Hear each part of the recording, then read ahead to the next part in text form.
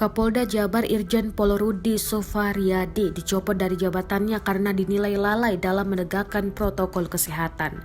Gubernur Jawa Barat Ridwan Kamil pun memberi apresiasi atas dedikasinya selama menangani COVID-19 di Jawa Barat.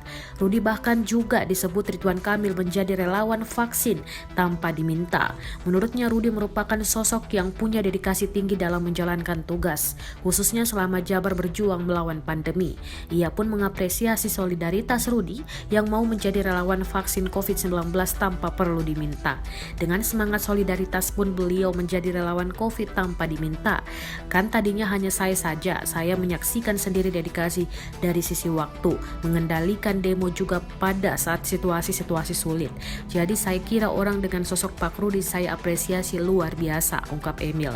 Emil pun memaklumi soal pergeseran posisi di institusi Polri yang sudah menjadi sebuah keniscayaan. Saya memahami ada pergeseran di institusi. Saya kira itu diperlukan ya, karena dinamika tidak bisa dihindari, kata dia.